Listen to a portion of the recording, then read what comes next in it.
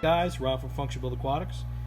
It's been a while since I shot a video on Betta channoides, and this is a group of Betta channoides that Nathan and I actually spawned. A good, probably about, there's 12 in this tank, so I would say about 10 were actually spawned by us, and the rest I imported one pair along with a group of Untitled I brought in about 3-4 months ago.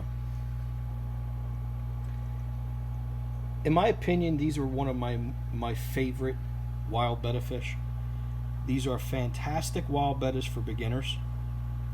Relatively easy to maintain as long as you give them plenty of coverage. They're not necessarily picky about pH, even though they would not like to be in water that's above 7.2 for long periods of time.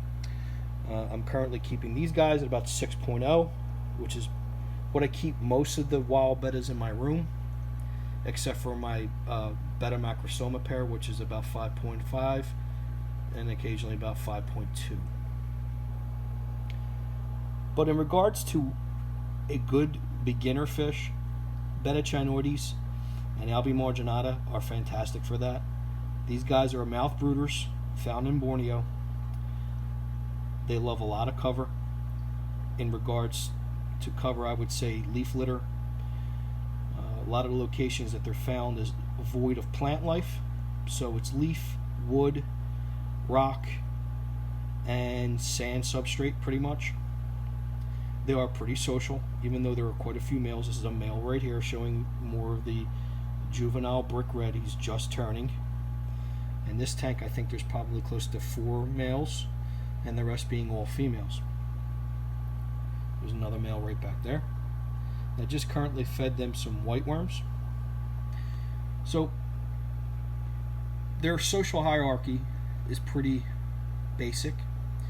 Males are somewhat aggressive to other males, but not to the point of actually doing any kind of damage or destruction. They have no problem basically facing each other down. In most cases, they'll just get along rather well. Now in this tank, I have plenty of places for these guys to dip into and hide and get away from one another. You do run an occasion of male-on-male aggression, and sometimes you even run an occasion of female-on-female and female-on-male aggression.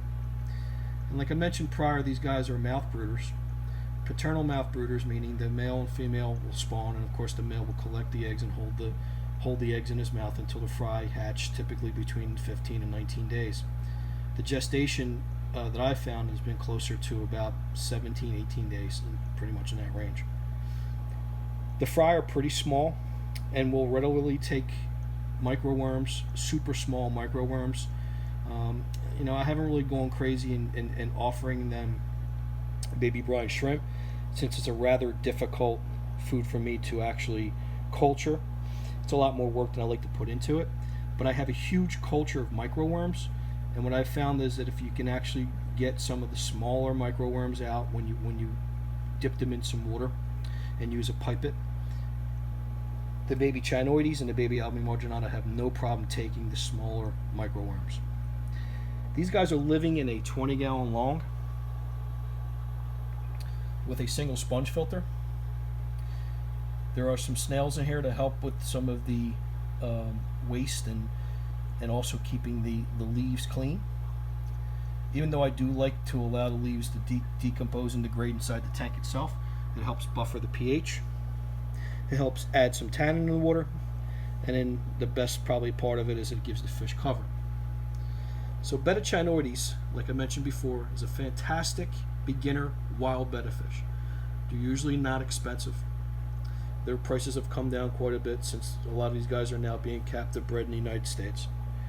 If you can find someone you can trust, you stick with that person and you basically deal with them, and other fish that he brings in or he or she brings in or spawns, you can pick up new fish that way. I import a lot of my fish. I prefer to bring in imports because I like to get fresh blood to add to my existing collection, and that's exactly why I imported one pair into this captive bred group, just to add a little bit fresh blood. So if you ever get an opportunity to pick up some Betta channoides, either from a private breeder or on a fish list that you can trust, don't hesitate to do so. And once again, this is Ron from FunctionBuilt-Aquatics. If you have any questions, give us a holler. Thanks for watching.